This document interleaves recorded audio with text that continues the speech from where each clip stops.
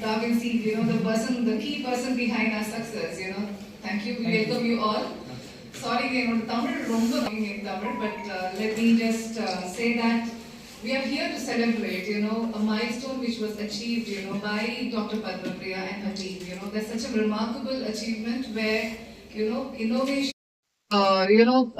Celebration here that we have, Dr. Padma Priya with us, and where, she has performed surgery, a robotic surgery, where she has removed successfully a 5 kg fibroid from our, a patient here. So, we are happy and grateful to see her smiling here.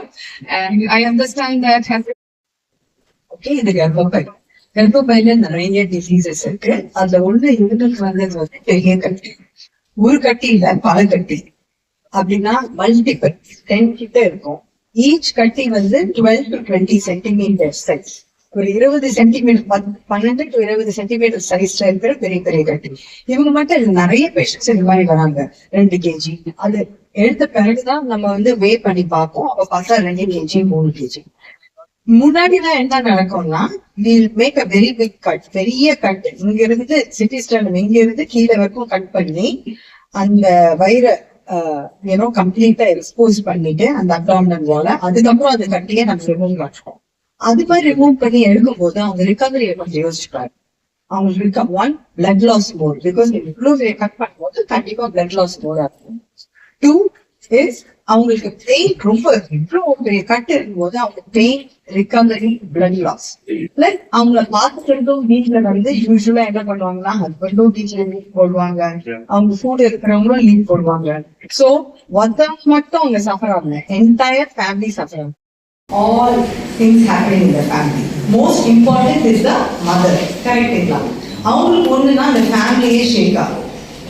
எல்லாமே குழந்தைங்க ஸ்கூலுக்கு போறதுல இருந்து இருக்கிறதால பேஷண்டோட ரிகவரியும் fast.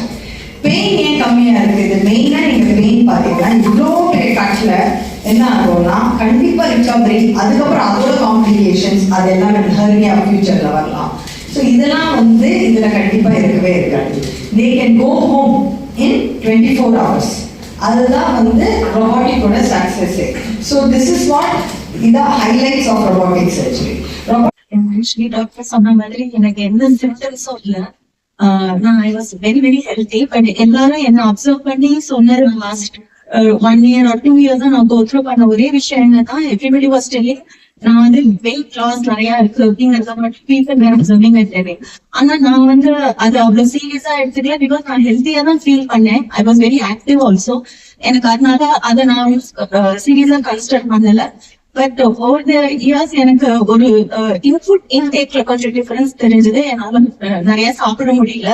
கொஞ்சம் சாப்பிட்டாலே I started feeling full. So அப்போ அதெல்லாம் வெயிட் லாஸ் இருக்கும்னு சொல்லிட்டு தான் ஐ கேம் ஹியர். சோ நான் இங்க வரதுக்கு முன்னாடி I just I'm not expose to hospital. அதெல்லாம் எனக்கு நான் ரொம்ப ஹெல்த்தியா இருக்கிறதுனால நான் ரொம்ப டாக்டர் அந்த மாதிரி போனதே இல்லை. டாக்டர்ஸ்னாலே ரொம்ப பயம் ஆக்சுவலி. So actually எனக்கு ஏதாவது ஃபீவர் லைக் திஸ் லைட்டா ஃபீவரிஷா இருக்கு, ஒரு பாடி பெயின் இருக்குன்னு சொல்லிட்டு என் ஹஸ்பண்ட் கிட்ட ஏதாவது டேப்லெட் கேட்டு என் ஹஸ்பண்ட் ஒரு டோலோ 650 கொடுத்தா கூட எனக்கு என்ன பெரிய வியாதியா எதுக்கு டோலோ 650 கொடுப்பீங்க அப்படின்னு கேட்கற அளவுக்கு நான் ரொம்ப ரொம்ப சென்சிட்டிவ் டு ஹாஸ்பிட்டல் மெடிசன்ஸ் அந்த மாதிரி. பட் இது வந்ததுக்கு அப்புறம் I thought I should do something.